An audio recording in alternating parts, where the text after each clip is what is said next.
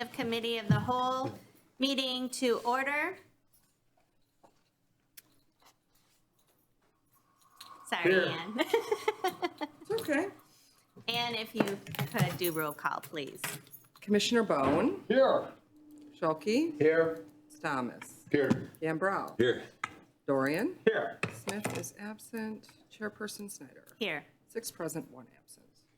And we do not have a room full of public, but I do need to ask if there's any public comment today.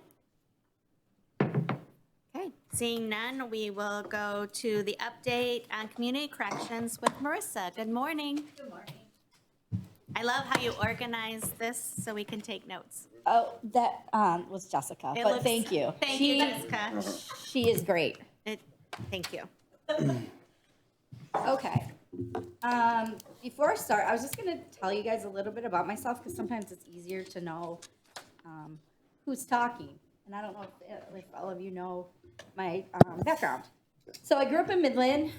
Parents are from Midland, graduated from Midland High, and went to Northern Michigan for school, public health and English. Moved back after college, worked in Bay City, decided I want to go into teaching, so I went to CMU, got my teaching certificate, taught at ETC for 5 years with at-risk youth. It was a great job. I love the people that work there. I'm still friends with them, but that is a hard crowd. So I did something crazy. I did oil and gas title research for 3 or 4 years, which is so boring. Everything I'm bad at, you have to be quiet. You have to do research. I don't mind research, but it's a lot of math. Not very good at math. A lot of legal terms. She has math trauma. I do have math trauma. That I was over on the west side of the state. Spent some time in New York, traveling around. It was fun. It's not really like the movie Landman, at least in Midland. It's not, or in Michigan. Might be more out west.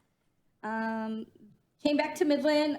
Worked in the jail as the jail teacher, GED and adult ed. And then the community corrections job came up. I didn't know a ton about it. So I applied in 2012, and you guys have been stuck with me ever since. So that's how I got here.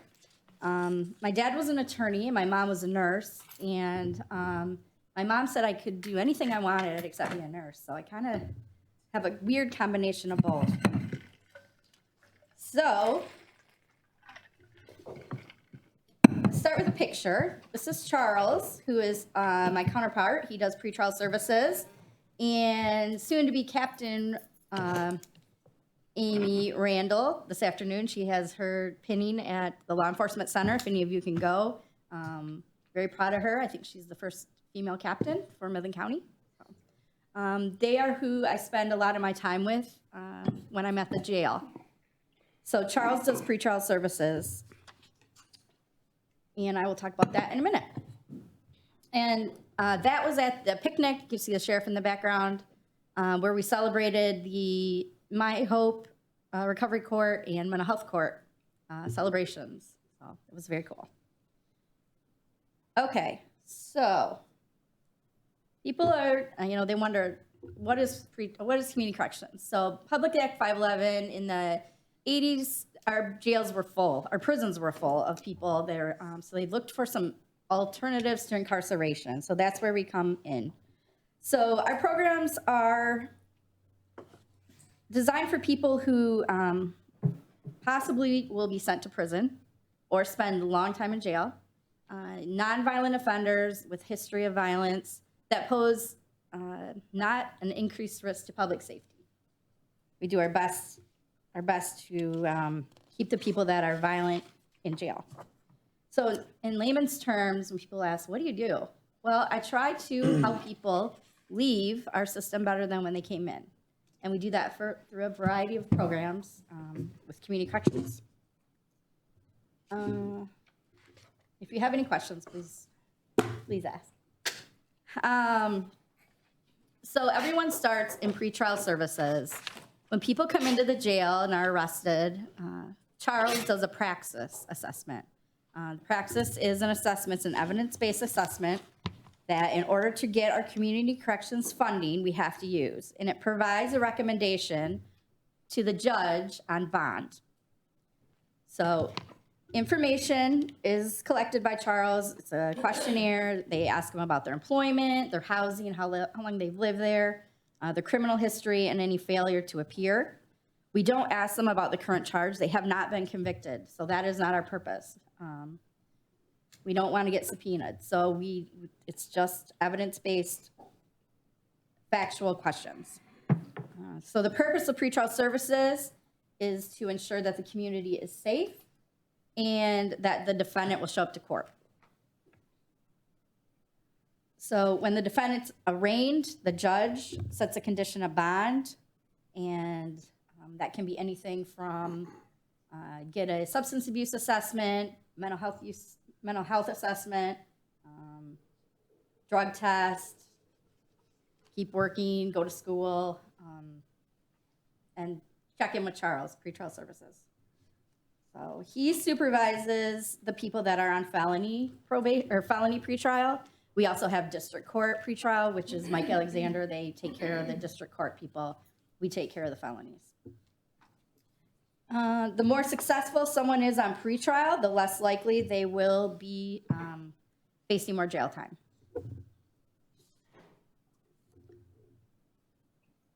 So some of the benefits of pretrial release is the individual maintains employment and the family relations, preserves personal well-being. Nobody gets fettered in jail. It's not a place. I mean, we do our best. We have programs. We try to get them stable if they need mental health meds or medical care, but it often disrupts any continuity of care, especially if they have mental health conditions. Impacts on court appearance and perception.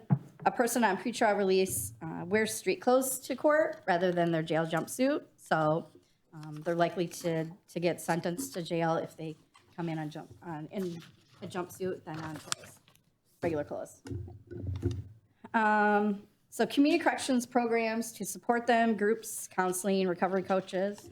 And it also reduces jail costs. If we have people out in the community, that opens up jail bed days or jail beds for potentially federal inmates and helps out the jail staff, the less people that are in there. Any questions so far? Okay. Yes. You mentioned the continuity of care for as far as mental health services. Yeah. Is there, when folks are in the jail, are there, if they are already engaged with a therapist or a psychiatrist, are they allowed to continue services them, / are they allowed to come to the jail to see them or meet virtually, or like does community mental health come in and see folks in the jail, or how does that work? Yep. Community mental health does have a dedicated person. She's there most days of the week. I do send the jail roster every day to community mental health so their therapists know. They can't come and see them usually because of billing issues on their end. So we do have a dedicated CMH person. We also have a JNA person in there. So if they're in crisis, they are seen. Marissa, I'm Yeah. going to have you go through your presentation and then have them save up questions to the end, because I find you may answer some of their questions. That's usually Okay. how I have them, Sure. if that's okay. Absolutely. That way they don't interrupt you. You can get through your presentation and they can jot down their questions. Okay. Got But it. not anything against you. I was just saying You're that's good. how I like You're to. good. So that way, because sometimes you answer them along the way. Okay. Thanks. Okay, so community corrections coordinates with courts and probation to provide alternatives to promote healthy living while reducing recidivism. So the things that we have in the jail are men and women substance abuse groups. JNA Counseling currently provides the services for that. We also in the jail have ETC. ETC has been there from the 80s in the old jail. There's been hundreds of people that have gotten their GED while in jail. We also have employability skills. And then outside of jail, our community corrections programs, we have a parenting group for people in recovery, a financial literacy group for people in recovery. They can also go to ETC for their GED or diploma. We have Community Construct Skills for Tomorrow, which is a roofing company started by two recovery court graduates, and TRICAP Residential, which has a variety of programs. The most popular is our opiate mess specific program, which is 150 days long. And that is located in Saginaw.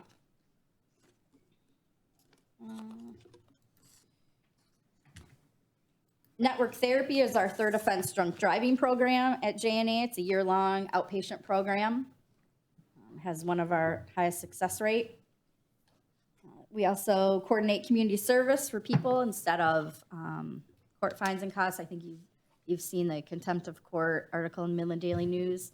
A lot of that is for court fines and costs, and we try to help them volunteer what they can if they don't have money to pay, rather than lock them up. And then we have our adult felony recovery court, our My Hope Swift and Sure court, and our mental health court. I'm going to touch on for a second our recovery coaches. That is another program that we help support. It's, I think in the past 5 years, it's grown tremendously. They're truly our best asset. Joel, Ashley, Greg, Heidi, and Chancey. Some of them come into the jail. They do support programs. They help transfer people to inpatient rehab. They meet with them when they get out. Whatever they need, they're there. I've called them to help. I've gotten messages, people walking across the road, I get them clothes. I can't say enough about them. Actually, we met yesterday as a group with Katie Romo from the health department. She has some program. So I'm like, instead of asking me, why don't we ask people that need it? They have the lived experience and they're very invaluable.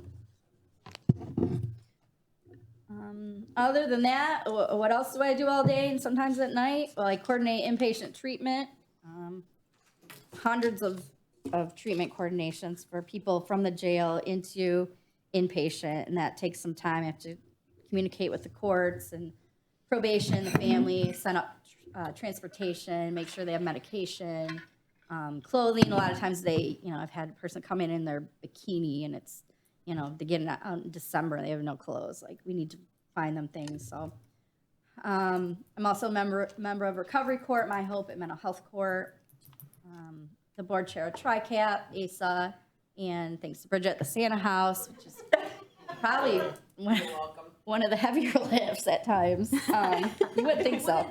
You wouldn't think so, but Santa is precious. Member of the Coalition for Substance-Free Resiliency, Interagency Collaboration, and the Overdose Fatality Review Team. Patrick and I get the pleasure of working on the opiate settlement funding and making sure that goes to the correct places. And my most recent plan, I think the sheriff announced, is we are starting a recovery pod in the jail. So that's the new thing. And Captain Randall and I are very excited about that, but it's going to be a little bit of work and coordination, but more to come on that. Okay, what questions do you have? Thank I you. like the bird's eye 5-minute view. Thank you. Yeah. I appreciate you sharing some details about yourself. And then I know when I first came on board, took a tour of the jail, went to TRICAP, went to some of the meetings, and then you were very helpful. And it was very helpful for me, even though I don't chair or sit on those areas, to know how to make decisions for those areas. So I appreciate that and you explaining all of that. Does anybody have any questions for Marissa? I'm sure there's a lot, Larry. I saw you wanted to ask before, so. Well, there were some acronyms you used. There I didn't was? know if what some of these stand for, and I don't know if we want to just do that separately, I guess, there's Praxis. I don't know if those things stand for something, My Hope, TRICAP. TRICAP is just ACA. TRICAP. And My Hope is just My Hope. Yeah, it's just, They're just, I see. And would you say with Praxis? What did that, it's what they call the assessment for pretrial. I see, so there's no, It's a risk assessment. That's just the name. Yeah. I see. And same with ACA, ACE? ASA, yep. that does stand for something, and I should know, but it's the Young Adult Program of Education and Training Connection. I see. Okay.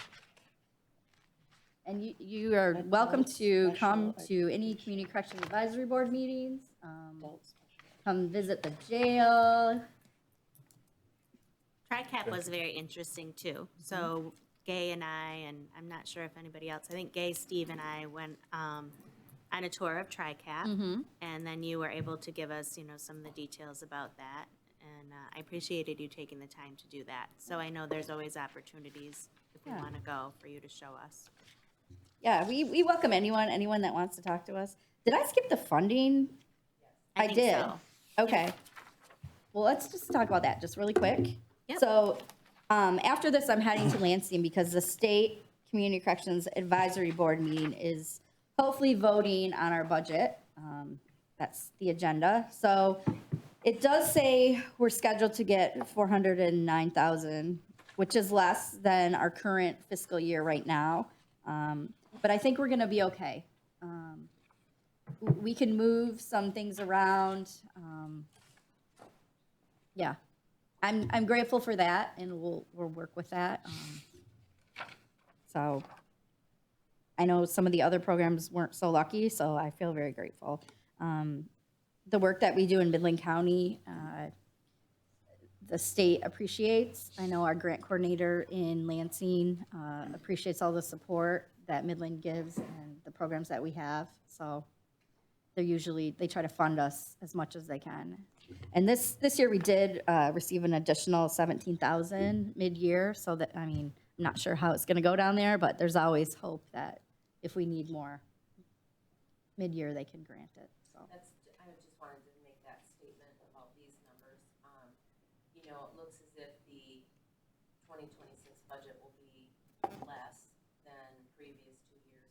But both in '24 and '25, we've got mid-year increases, amendments to the grants. So, and typically that happens when other community corrections programs are not able to spend all their money, or ask for money for programs that then are not going to be completed or implemented. So that helps us.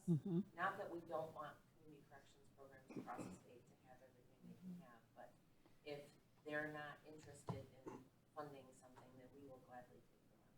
Right. Because we will spend it.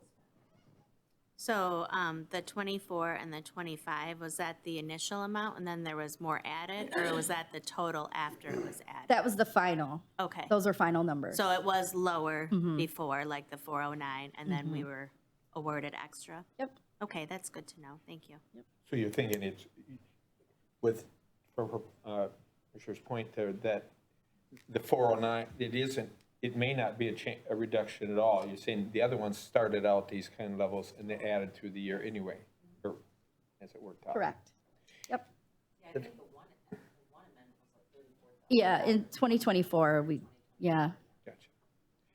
Is there a general fund? This is all the corrections, it's 100% grants. There's none from the general fund? No, general fund also helps support this program, and so do the opioid monies help support the pre-trial funding portion of the program. And off the top of my head, with all the numbers in that budget, I cannot tell you what I. No problem. I just want, I thought somebody said it was all I think, grant. yeah, I think it was under 20,000. Under 20,000 in my brain. The fact that I can even pull that out of my head at the moment is really phenomenal. Yeah. It's a low percentage. It seems like a lot of money to spend on it, but then if you look at the 49,600 jail bed days saved, estimated cost savings accounting 3.72 million. Right. That is huge. That is huge to the county. He says 10 grand. 10 grand? Oh, okay. Even better. Better part of my brain behind me says 10 grand. Oh, man. Never raised that? Yes, we do Commissioner save a Stamas? lot of jail bed days between the pretrial release and then in the jail, if they receive their GED or they complete employability skills, they can also get out of jail with sheriff's good time. Thank you. Yeah. Commissioner Stamas? Just a few questions. Going back to the coordination the network therapy, third offender, do you have an approximate success rate on that? It was in the 90s. I can check. I'm doing, it's the end of the fiscal year right now, so in hindsight, I maybe should have done this next month because I'll have the numbers, but yeah, it's always been in the 90s. Okay, and then Swift and Sure is a program, but it's not necessarily yours? or It is not. Switch Insured, Recovery Court, and Mental Health Court are from SCAO, and we are funded by the Department of Corrections under the Offender Success bucket of money. So That was sort of what I was totally, trying to get to. Is yeah, For the newer commissioners, there funds coming from multiple different places, not just Department of Corrections, scale. So the Supreme Court budget of the state also provides dollars for some of the programs as well.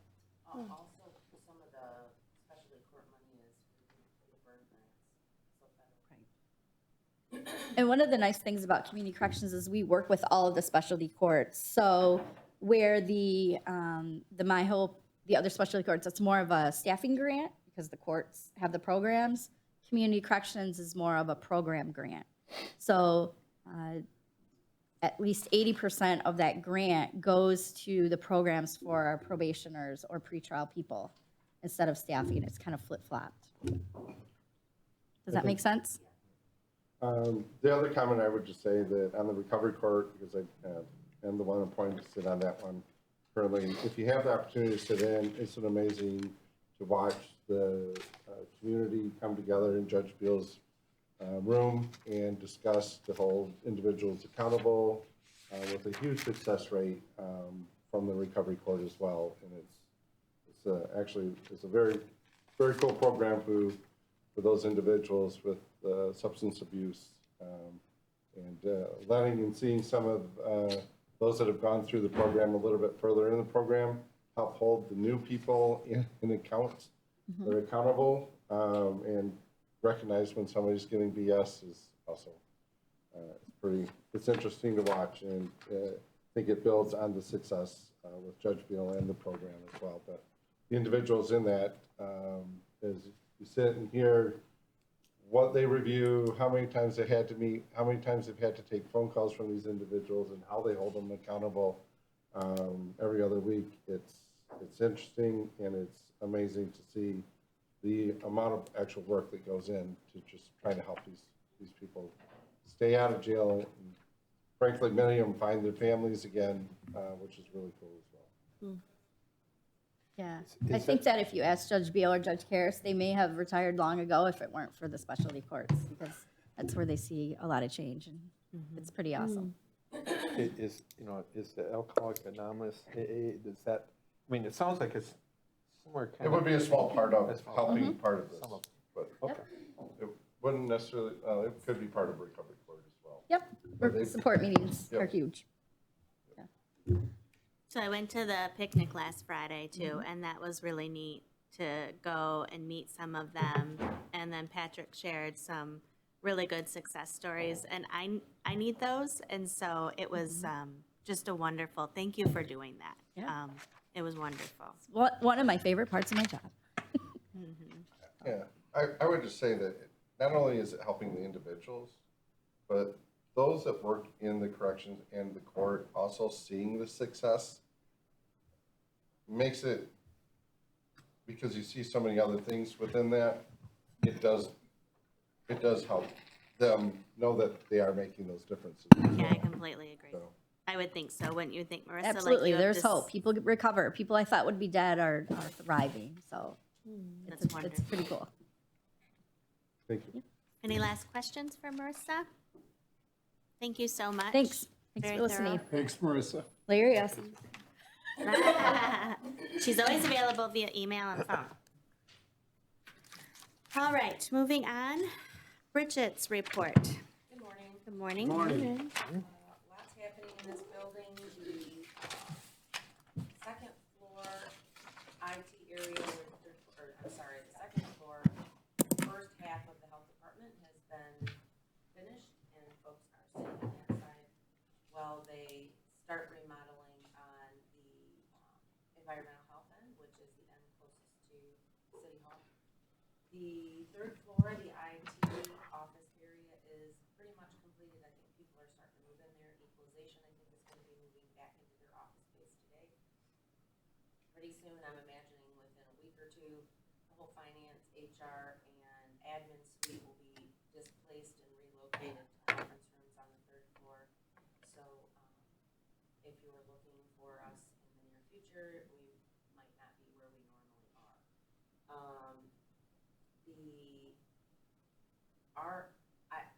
I don't know what we anticipated or what people normally visualize when they think of server rooms, but, our IT server room it looks like a real server room now. It's gonna take a while, probably 60 days, as you see in here, for them to cut everything over, particularly because we don't host just our things. We are also the head end for MCONET. We have, Mercury Network has, servers in our room. So those folks are gonna have to come over and make sure that, we are working in conjunction with them when things get switched. But, it is really cool. Yeah, Mark. Question. Obviously, that's why I raised my hand. For the last couple of years, our internet's been pretty shoddy here. I go to sign on right now, and you can't even find the network. But for the public, our Wi-Fi's bad. I don't know privately, but you drop internet. While we're redoing this building, can we please try to get functional internet in here while we're, Yep. Service brought that up to me, but Yeah, you're talking about the Wi-Fi access. the Wi-Fi access is, needs work. Yep, and I've had that conversation with Chris. Okay.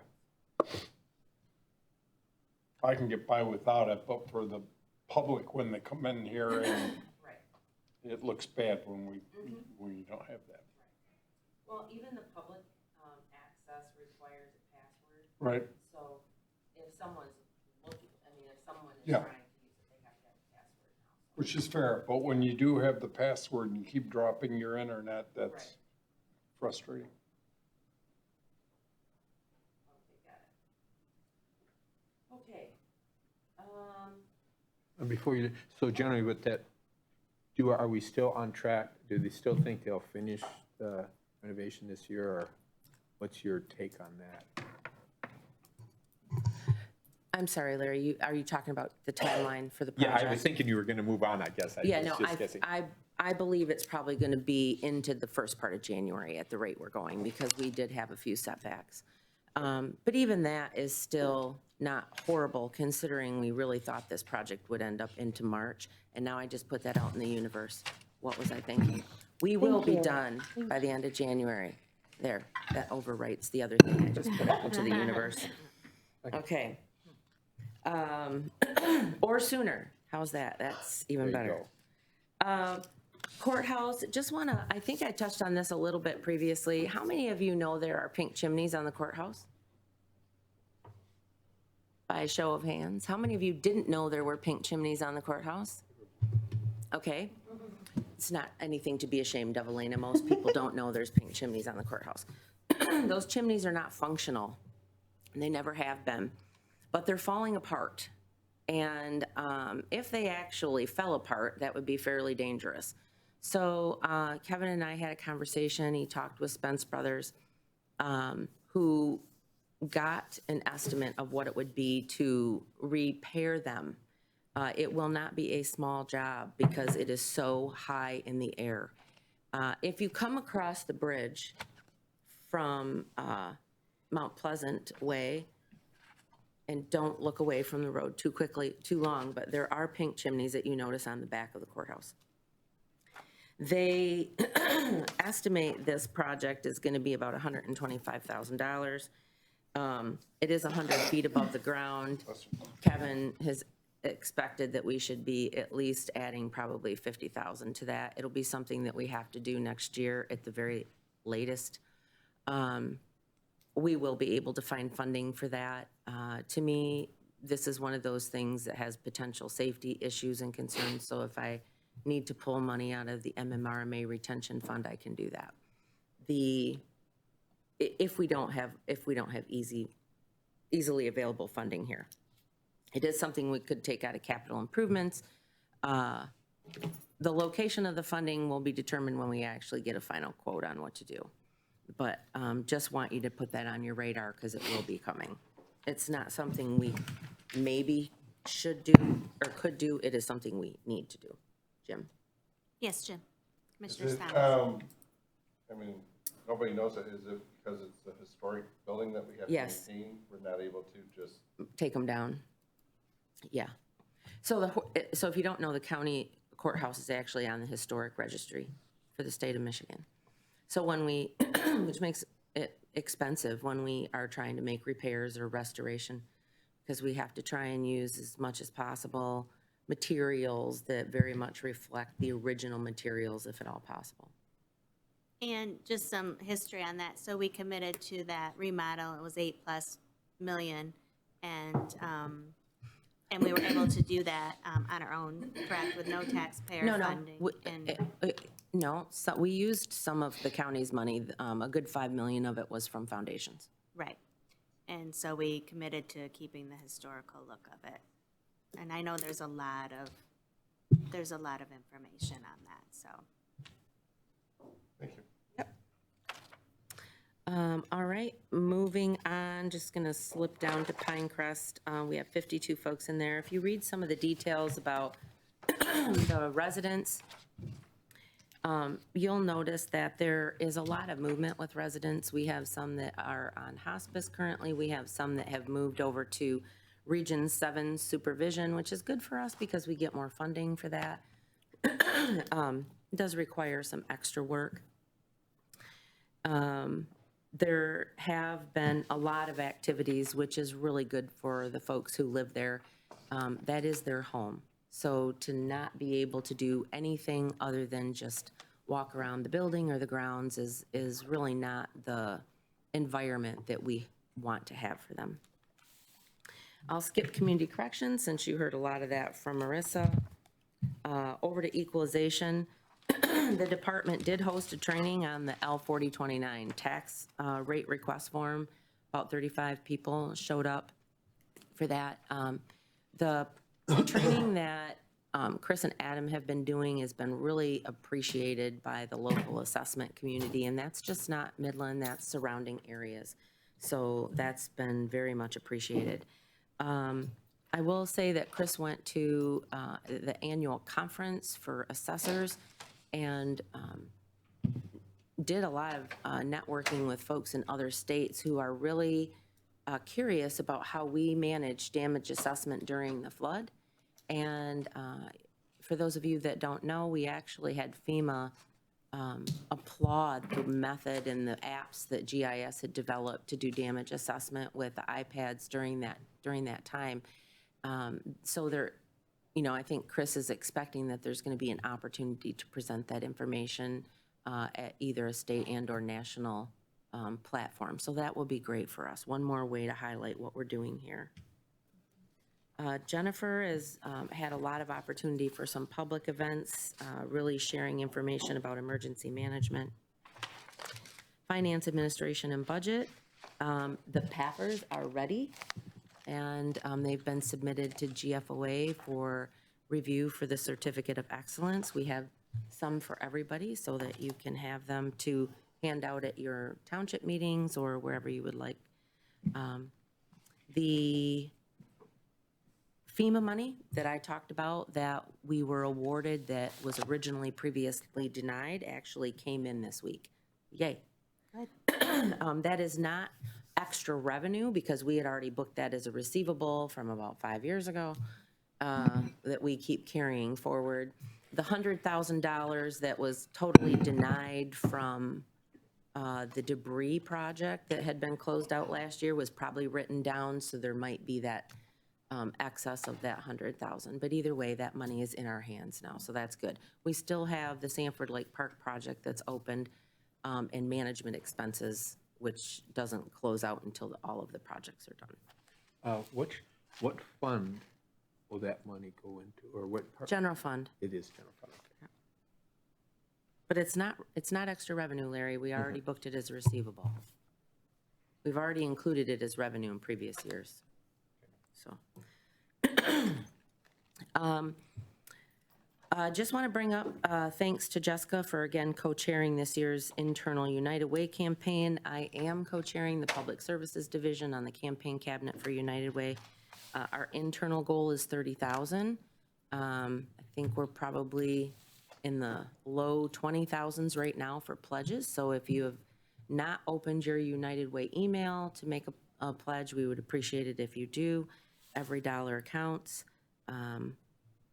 Even $1 per pay makes a difference for the folks that are receiving these services from the United Way programs. Our basket auction is live. Those will close out Thursday or Friday? Thursday at 5 o'clock. So about 4 o'clock, there will be nobody that's productive here at the county because everyone will be on the live auction site trying to outbid everybody else. So be part of the fun. Get on at 4 o'clock or whatever it is on Thursday and try and outbid everybody.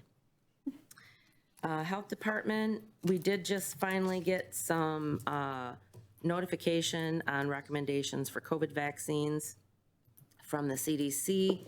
Those were signed off on October 6th after the last meeting that took place in the middle of September. So that helps give direction to our staff. Moving on to manage assigned counsel.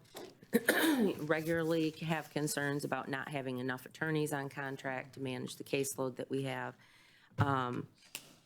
Lee did indicate that Sarah Bauman has started to work for us. She's doing really well. There are also a couple of attorneys who have taken the bar. They've graduated from law school but haven't gotten their bar results yet that are interested also in doing this work for us. So that'll give us some extra bodies and extra opportunities to train folks that want to be in this area, which is lovely because there is a shortage of attorneys around the state for this work in particular. As many issues as we had with the splash pad, we don't have to worry about that till next year. It's closed. Closed for the year. Winterized and shut down. Parks team has really been doing a great job trying to get all of the parks ready for the winter weather, including things like dismantling picnic tables. Like, how many of you want to do that? Nobody. I'm going to paint over everything without dismantling it if I can. But I appreciate the effort that they take by doing that, dismantling, rebuilding, staining, and then getting them back together for next year. Patrick has indicated that we have 9 jury trials scheduled through November. Is that still a good number? Okay, 9 jury trials. So that's just district court. Circuit Court has 28 trials scheduled through next May. To me, that sounds like a high number. Is it? Yeah, it's a high number.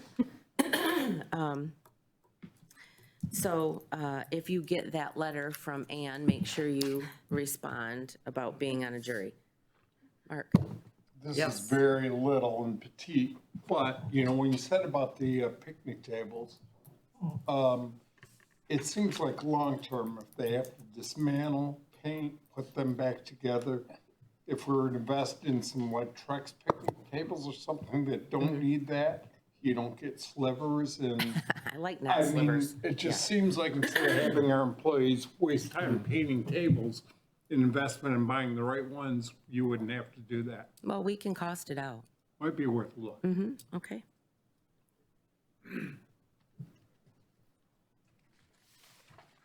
All righty. I think that's it. Those are sort of the highlights from me. Thank you. Commissioner Stamas? Tom's last day was a couple weeks ago. Is there, Tom's still here, right?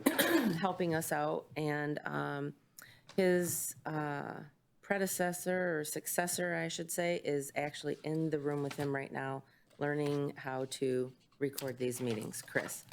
Some training. Should we maybe have him step out to introduce? Yeah, maybe when we're done. Okay. Okay, all right, that sounds good. His official day, I think, is next Monday.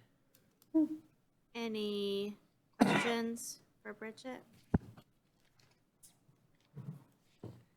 Thank you. right, we will move on to our civil council report. Well, always good in the west front. There are no issues that are looming ahead of us that are substantial, which is a good thing. Unusual, actually. The last 6 months or maybe 9 months, it's been pretty smooth sailing. And ever since we said goodbye to the litigation, naming the county as a defendant in the dam failure litigation of various types, it's been a relief and a good thing for the county.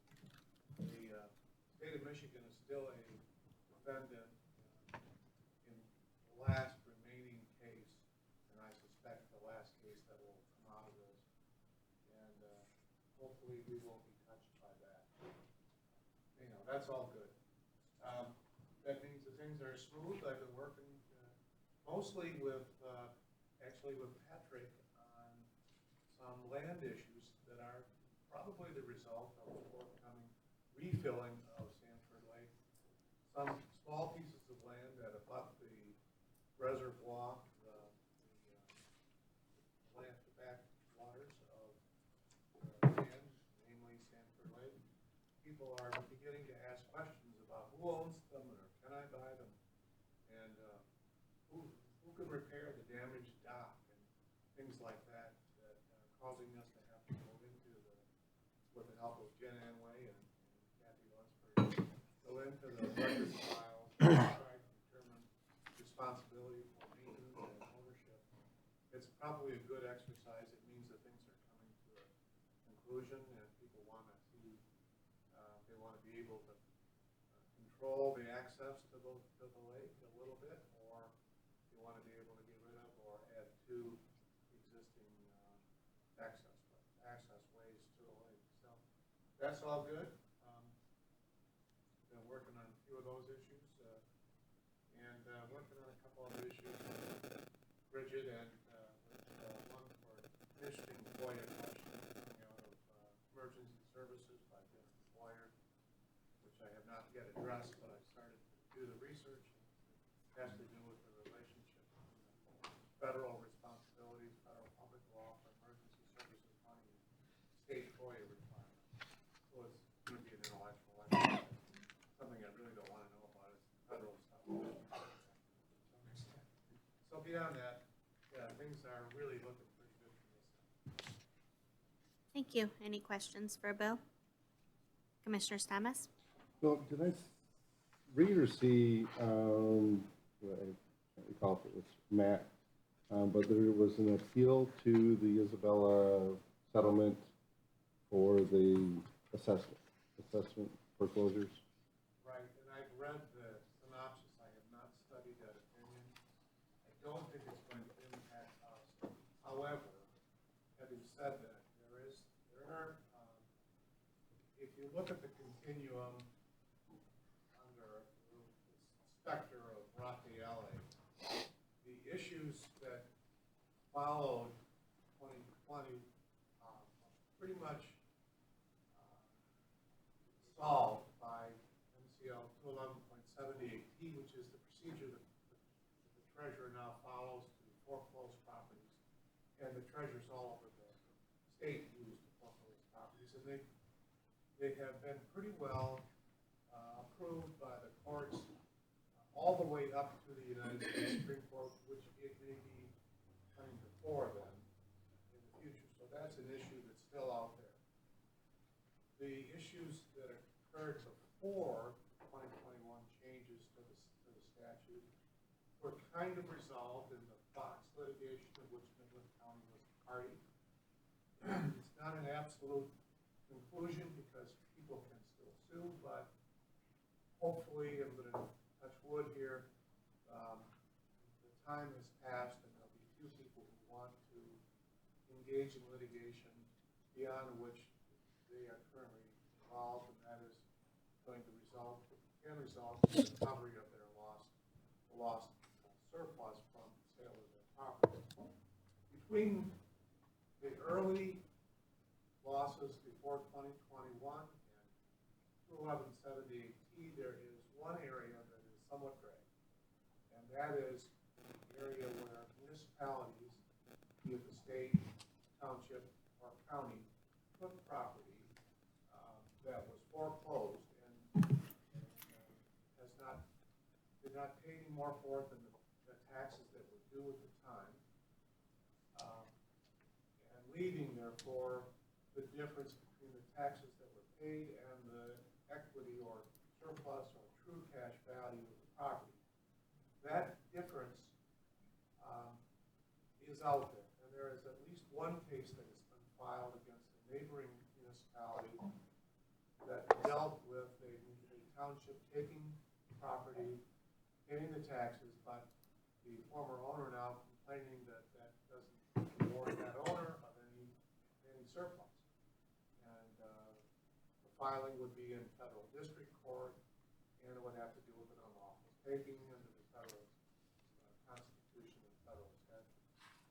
So there is, well, much, I'd say 95, maybe 98% of Raffaelli is going away. It's finally been focused and realized and decided.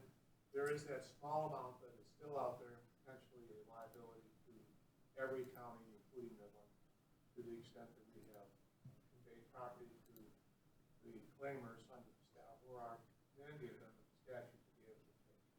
So that's a long answer to your question.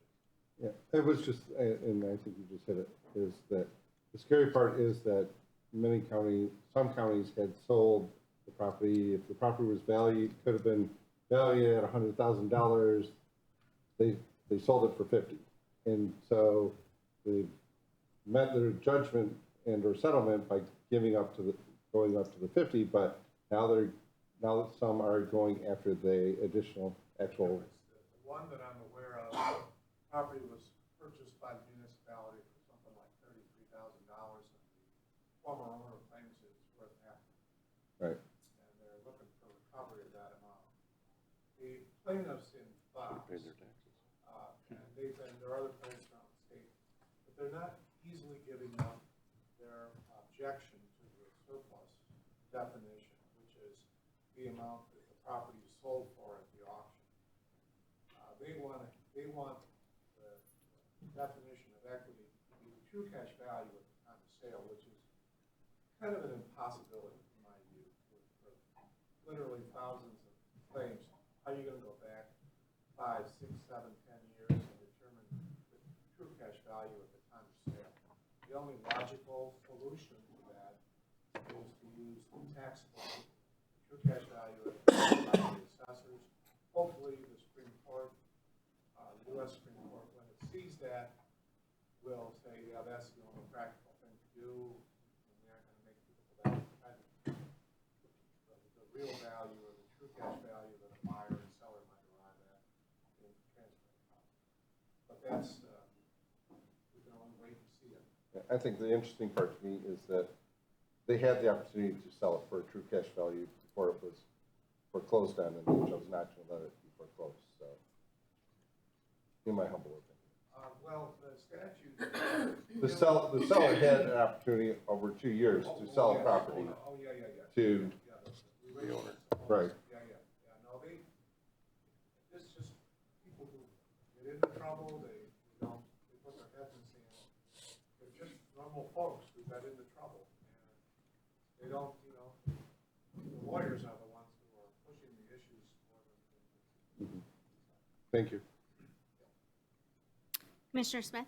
Kind of a question going off of that. Is there a deadline by when those lawsuits would have to be filed, like by the end of the year, by 2027 or anything like that, that we can say after that date, we're fine, we're good and clear? That is a good question, and that's an issue in Fox. Because it was a putative class action, the statute of limitations was told, and during the pendency of that litigation, now that that litigation is coming to an end, there is a period of time before the statute runs that a person could file a lawsuit individually against the municipalities.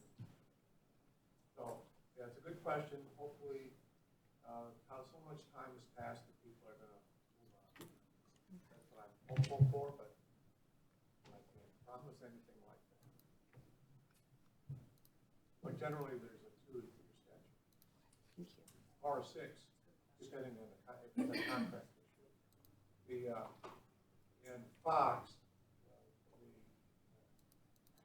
the issue is the pre-2020 foreclosures, and they go back. Some counties, Oakland's gone back to 2013, 2012. Most of them will go back to 2015. Well, we're not liable for that.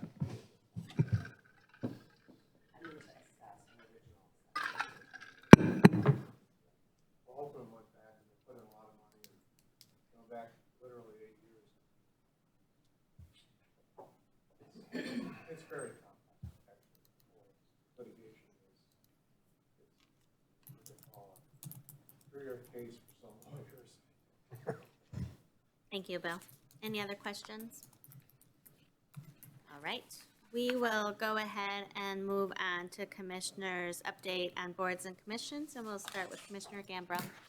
I went to the DHS board meeting. We have a new board member, Gay Terwilliger, who used to be the Midland County Board of Commissioner representative to that board, so we're happy to have her. That's really about it. Thank you. Commissioner Dorian? None to report, Madam Chairwoman. Thank you. Commissioner Smith? Nothing to report at this time. Thank you. Thank you. Commissioner Bone? Just a couple things. Midland Kids First, I've been sitting on that board for 18 years now. They are merging with the Legacy Center. It became evident that the cost associated with running 2 programs, it's better to merge the 2. So that should be happening by January 1st for sure, but probably later in the year. So Midland Kids First will now become part of the Legacy Center. Had a lot of multiple board meetings. Everything seems on track. Catherine Tate does a good job with the Legacy Center. I think it's going to be fine, and no duplication of services. So probably a good thing. And then switching gears to the Great Lakes Bay Convention and Visitors Bureau, Annie Rummel has retired, and Ann Brzezinski, I think I got that right, yeah. Ann has been with the board for a long time, and it was good to see them. She's the new CEO.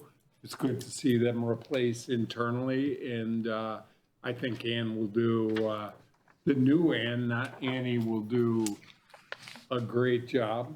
They're in the process of remodeling. They have a building in Bay City for the Bay City Convention and Visitors Bureau, and I guess Annie Rummel's last act is retiring is to pull all the drywall and the hung ceiling out of the building. So she stays busy. She stays busy. So Annie Rummel, it was her brainchild. I remember when she came in. You know, we started the Great Lakes Bay Convention and Visitors Bureau. She did a great job, and I think Ann's gonna continue the tradition. She's been trained well. That's it. Thank you so much. Commissioner Schulke? Nothing to report. Commissioner Stamas? As mentioned earlier, Recovery Court did have its picnic, recognizing I was not able to attend, but understand it went really well, so that was awesome. Thanks for all those that put the extra effort in to make that work and happen. And that's it. Thank you. Yeah, I did attend that picnic, and I think it was good. So, you know, we had some representation there. It was really, they did a wonderful job, just celebrating with everybody and the judges and a lot of local, everybody was there, and a good celebration for those folks. I've been very involved in the lake weed boards, as you know, and there's a lot going on there with the final cleanup of the lake bottoms, spending so much on the dams, and then just making sure that our lake bottoms are ready for the return and safe for everybody. And so then we had a 4 Lakes Task Force webinar, updates on when the lakes are going to return, and Sanford, Smallwood, and Secord 2026, and Wixom 2027, and then there's various celebrations and things that go on with that, and so that's huge after this long 5 years. And that is all that I have to report. And then we'll move on to commissioners' comments, and we'll go in the same order. So we'll start with Commissioner Gambrell. No comment, thank you. Commissioner Dorian, No comment today, thank you. Commissioner Smith.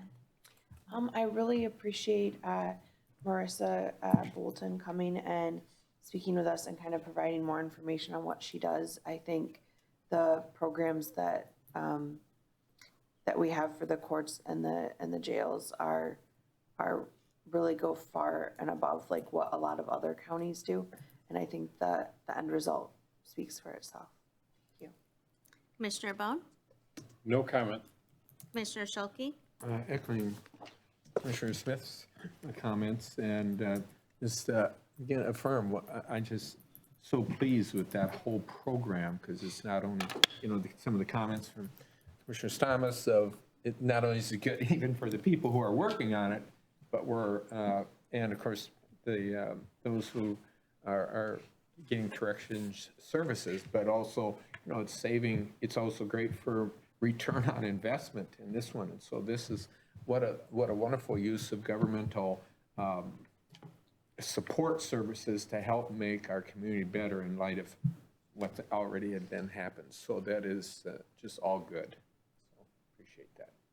thank you. Commissioner Stamas. A couple things. Number one, a huge shout out to Annie Rummel for all of the years she's worked on that. She's an amazing lady that's made a difference for this region in many ways that most of us will never know. Number two, I'd like to just make sure to take time to say thank you to Tom Maneri for all his many years of service.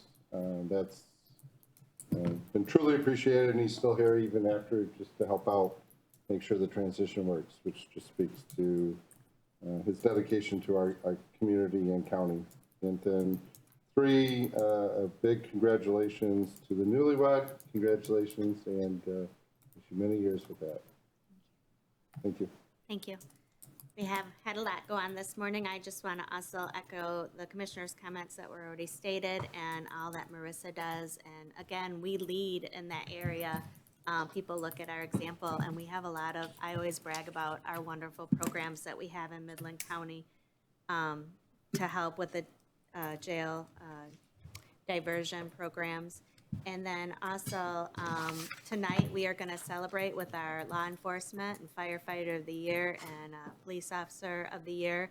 And I'm thankful to Ann and the folks that put that on. And so we'll have that celebration tonight as well. And so just a lot to mention. I'm sure we forgot something, but we have an amazing community and celebrations and things to be grateful for in Midland County. And that's all I have to say. Is there any other business to come before the committee? Move to adjourn. Support. Thank you. The meeting is adjourned until Tuesday, October 21st, 2025 at 9 a.m. to meet in a regular session of the Board of Commissioners and for the committees to resume their duties. Thank you. Have a good day. Can we have Chris come up? Do you want Chris and Tom to come in?